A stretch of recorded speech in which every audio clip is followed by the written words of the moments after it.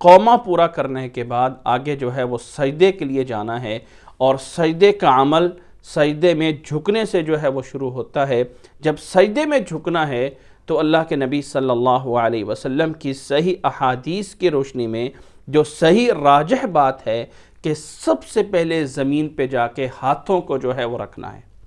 سب سے پہلے زمین پہ ہاتھوں کو رکھا جائے گا۔ حضرت ابو ہریرہ رضی اللہ تعالیٰ عنہ بیان فرماتے ہیں کہ رسول اللہ صلی اللہ علیہ وسلم نے فرمایا اذا سجد احدکم فلا یبرک کما یبرک البعیر ولیضع یدیہ قبل رکبتیہ۔ امام ابو داود رحمہ اللہ نے اس روایت کو 840 نمبر پہ بیان فرمایا ہے کہ جب تم میں سے کوئی انسان سجدہ کرے تو اونٹ کی طرح نہ کرے، بلکہ اپنے ہاتھوں کو گھٹنوں سے پہلے زمین پہ رکھے۔ تو اس لیے پہلے ہاتھوں کو رکھا جائے گا زمین پہ جھکتے ہوئے، اور اس کے بعد اگلے نمبر پہ پھر جو ہے وہ جا کے گھٹنوں کو رکھا جائے گا، اور پھر آگے سجدے میں جایا جائے گا۔ جب سجدے میں چلے گئے تو یاد رکھ لیں کہ سجدہ جو ہے وہ اللہ کے نبی صلی اللہ علیہ وسلم کی احادیث کے اندر 7 اعضاء پہ ہوتا ہے۔ حضرت عبداللہ بن عباس رضی اللہ تعالیٰ عنہ بیان فرماتے ہیں کہ رسول اللہ صلی اللہ علیہ وسلم نے فرمایا ہے امرت ان اسجد علی 7 اعظم علی الجبہہ واشار بیدہ علی انفہ والیدین والرکبتین واطراف القدمین۔ امام بخاری رحمہ اللہ نے 812 نمبر پہ اس حدیث کو بیان فرمایا ہے کہ آپ صلی اللہ علیہ وسلم نے فرمایا مجھے 7 اعضاء پہ سجدہ کرنے کا حکم دیا گیا ہے۔ ایک تو پیشانی پہ، اور پیشانی کے ساتھ ہاتھ پیر پہ ناک تک لے کے آئے کہ یہ پورا حصہ جو ہے وہ ایک شمار ہوتا ہے۔ اسی طرح ماتھا اور ناک ایک چیز ہو گئے، دونوں ہاتھ جو ہے یہ 3 ہو گئے، والرکبتین، اور اسی طرح دونوں گھٹنے یہ جو ہے وہ 5 ہو گئے، واطراف القدمین، اور پاؤں کی انگلیاں دونوں جو ہے دونوں پاؤں کی ملا کے اس طرح کر کے 7 اعضاء کو زمین پہ سجدے میں پوری طرح لگانا، یہ اللہ کے نبی صلی اللہ علیہ وسلم کا سجدہ ہے۔ اور اس سجدے کے اندر جب یہ ان ہاتھوں کو زمین پہ رکھنا ہے تو جیسے اللہ اکبر کہتے ہوئے ہاتھوں کو کانوں کے برابر کیا تھا یا ہاتھوں کو کندھوں کے برابر اٹھایا تھا، اسی طرح سجدے کے اندر ان ہاتھوں کو کانوں کے برابر بھی زمین پہ رکھ سکتے ہیں، اور ان ہاتھوں کو کندھوں کے برابر بھی زمین پہ رکھ سکتے ہیں۔ اسی طرح جب سجدے میں جانا ہے تو یہ جو ہاتھوں کی انگلیاں ہیں یہ آپس میں ملی ہوئی ہوں گی، ان انگلیوں کے اندر کوئی خلال یعنی کھلی ہوئی انگلیاں نہیں ہوں گی، بلکہ سجدے کے اندر یہ انگلیاں آپس میں ملی ہوئی ہوں گی۔ اور سجدے کے اندر جو انسان کے بازو ہیں وہ سائیڈ سے پوری طرح جو ہے وہ دور کیے ہوں گے، پوری طرح انسان جتنا اپنے بازوؤں کو سائیڈ سے دور رکھ سکتا ہے اتنا جو ہے وہ دور کرنے کی کوشش کرے گا۔ ہاں جب انسان جماعت میں نماز پڑھ رہا ہے تو سائیڈ والوں کا خیال رکھے گا، جتنا انسان کر سکتا ہے اتنا ہی کرے گا، لیکن جب اکیلا نماز پڑھ رہا ہے تو اپنے ان ہاتھوں کی انگلیوں کو قبلے کے رخ ہوتے ہوئے اپنے بازوؤں کو جتنا کھول سکتا ہے حتی الامکان اتنا جو ہے وہ کھولے گا۔ اسی طرح پیٹ اور ران کو آپس میں جدا کرے گا، پیٹ اور ران آپس میں ملے نہیں ہوں گے بلکہ پیٹ کو اوپر جو ہے وہ اٹھایا ہوگا، اور اسی طرح ان دونوں بازوؤں کو زمین سے بھی اٹھایا ہوگا، بازو زمین سے بھی بلند ہے، اور ایسے ہی انسان کے ساتھ بھی اس نے چسپا نہیں کیا ہوا، اس سے بھی دور کیا ہوا ہے، اور رانوں سے پیٹ کو بھی الگ کیا ہوا ہے، اور پیچھے پاؤں کی جو انگلیاں ہیں انہیں دبا کر قبلے کی طرف جو ہے وہ کیا ہوا ہوگا، اور آپس میں ایڑیوں کو جو ہے وہ ملایا جائے گا۔ یہ ہے اللہ کے نبی صلی اللہ علیہ وسلم کے سجدہ کرنے کا طریقہ۔ حضرت ابو حمید الساعدی رضی اللہ تعالیٰ عنہ بیان فرماتے ہیں اللہ کے نبی صلی اللہ علیہ وسلم کی نماز کو، فرماتے ہیں ثم سجد فامکن انفہ وجبہتہ الارض ونحى يديه عن جنبيه ووضع كفيه حذو منكبيه وفرج بين فخذيه غير حامل بطنه على شيء من فخذيه، کہ اللہ کے نبی صلی اللہ علیہ وسلم نے سجدہ فرمایا اور اپنے ناک کو اور پیشانی کو اچھی طرح زمین پہ رکھا، اور اپنے دونوں ہاتھوں کو پہلو سے جو ہے وہ جدا کیا، اور اپنی ہتھیلیوں کو کندھوں کے برابر زمین پہ رکھا اور اپنے دونوں رانوں کو بھی جدا جدا کیا اور اپنا پیٹ جو ہے وہ رانوں کے اوپر نہیں لگائے ہوئے تھے۔ اسی طرح ایک روایت میں امام بخاری رحمہ اللہ کے ہاں یہ بھی الفاظ موجود ہیں کہ فَإِذَا سَجَدَ وَضَعَ يَدَيْهِ غَيْرَ مُفْتَرِشٍ وَلَا قَابِضْهُمَا وَاسْتَقْبَلَ بِأَطْرَافِ أَصَابِعِ رِجْلَيْهِ الْقِبْلَةِ کہ اللہ کے نبی صلی اللہ علیہ وسلم جب سجدے میں جاتے تو اپنے بازو زمین سے اٹھائے ہوئے ہوتے تھے اور اپنے پاؤں کی انگلیوں کو قبلے کے رخ جو ہے وہ کیے ہوتے تھے۔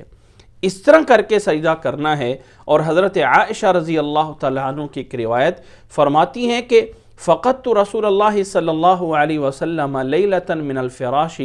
فالتمسته فوقعت یدی علی بطن قدمیہ وهو فی المسجد وهما منصوبتان وهو يقول اللهم اعوذ برضاک من سخطک وفی روایت فوجدته ساجدا راسا عقبیہ مستقبلا باطراف اصابعہ للقبلہ۔ فرماتی ہیں کہ ایک رات میں نے اپنے ساتھ اللہ کے نبی صلی اللہ علیہ وسلم کو اندھیرے میں نہ پایا، نہیں لیٹے ہوئے تھے، تو میں نے ہاتھ مار کے ادھر ادھر آپ صلی اللہ علیہ وسلم کو تلاش کرنا چاہا تو آپ صلی اللہ علیہ وسلم رات کی نماز پڑھ رہے تھے۔ میرے ہاتھ آپ صلی اللہ علیہ وسلم کے پاؤں کے اوپر جا کے پڑے۔ آپ صلی اللہ علیہ وسلم سجدے میں تھے اور سجدے میں یہ دعا پڑھ رہے تھے اللہم انی اعوذ برضاک من سخطک، اور آپ صلی اللہ علیہ وسلم کے پاؤں دونوں سجدے میں کھڑے ہوئے تھے اور ایڑیاں آپس میں ملائی ہوئی تھی، اس کے اوپر میرا جا کے ہاتھ لگا اور انگلیوں کو دبا کر قبلے کی طرف جو ہے وہ کیا ہوا تھا۔ تو سجدے کے اندر یہ چیزیں یاد رکھیں۔ نمبر 1، 7 اعضاء پورے کے پورے سجدے پہ لگانے ہیں۔ نمبر 2، ہاتھوں کو کانوں کے برابر یا کندھوں کے برابر اٹھا سکتے ہیں۔ اسی طرح دونوں ہاتھوں کی انگلیاں آپس میں ملی ہونی چاہیے۔ اسی طرح دونوں بازو سائیڈ سے جتنی انسان کوشش کر سکتا ہے اتنا دور رکھے، سوائے جماعت کی نماز میں کہ اس میں انسان احتیاط کرے۔ اسی طرح دونوں بازوں کو زمین سے بھی اٹھایا ہوا ہو اور پیٹ کو رانوں سے جدا کیا ہو اور پاؤں کی انگلیاں جو ہے وہ قبلے رخ ہوں، اور اسی طرح پاؤں کی جو ایڑیاں ہیں وہ آپس میں ملی ہونی چاہیے، پورے پاؤں آپس میں ملے ہوں اور ایڑیاں جو ہیں وہ بھی ملی ہوں اور انگلیاں قبلے رخ ہوں۔ یہ ہے اللہ کے نبی صلی اللہ علیہ وسلم کے سجدے کا طریقہ۔ اور اللہ کے نبی صلی اللہ علیہ وسلم جب اس طرح سجدہ فرماتے ہیں تو آپ صلی اللہ علیہ وسلم رحمت للعالمین تمام انسانیت کے لیے جو ہے وہ نقش قدم ہے۔ آپ صلی اللہ علیہ وسلم کے نقش قدم پہ چلنا ہر مرد اور ہر عورت کے لیے ضروری ہے۔ تو آپ صلی اللہ علیہ وسلم کی نماز، اسی طرح سجدے میں مرد اور عورت کی نماز کا کوئی فرق نہیں ہے۔ جیسے سجدہ کرنے کا حکم مرد کو ہے، سیم اسی طریقے سے ہی عورت بھی اسی طرح ہی سجدہ کرے گی۔ جب اس طرح سجدہ کر لیا تو اب سجدے کی دعائیں ہیں۔ اللہ کے نبی صلی اللہ علیہ وسلم سے مشہور دعا جسے امام مسلم رحمہ اللہ نے بیان فرمایا ہے کہ آپ سجدے میں سبحان ربی الاعلیٰ پڑھتے تھے، کم از کم 3 بار، زیادہ جو ہے جتنی دیر انسان سجدے میں رہنا چاہے اتنی بار پڑھ سکتا ہے۔ اسی طرح متفقون علیہ روایت میں آپ صلی اللہ علیہ وسلم یہ دعا بھی پڑھتے تھے سبحانک اللہم ربنا وبحمدک اللہم اغفر لی۔ اسی طرح یہ دعا بھی سجدے میں پڑھتے تھے سبوح قدوس رب الملائکۃ والروح۔ اسی طرح یہ دعا بھی سجدے میں ثابت ہے کہ سبحان ذی الجبروت والملکوت والکبریاء والعظمہ۔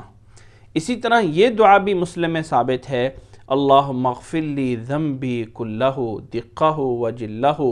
وَأَوَّلَهُ وَآخِرَهُ وَعَلَانِيَتَهُ وَسِرَّهُ۔ اسی طرح یہ بھی اللہ کے نبی صلی اللہ علیہ وسلم سے دعا ثابت ہے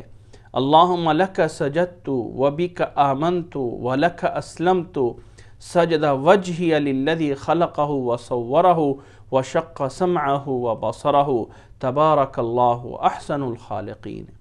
اسی طرح اللہ کے نبی صلی اللہ علیہ وسلم سے یہ دعا بھی سجدے میں ثابت ہے اللہم انی اعوذ برضاک من سخطک وبمعافاتک من عقوبتک واعوذ بک منک لا احصی ثناء علیک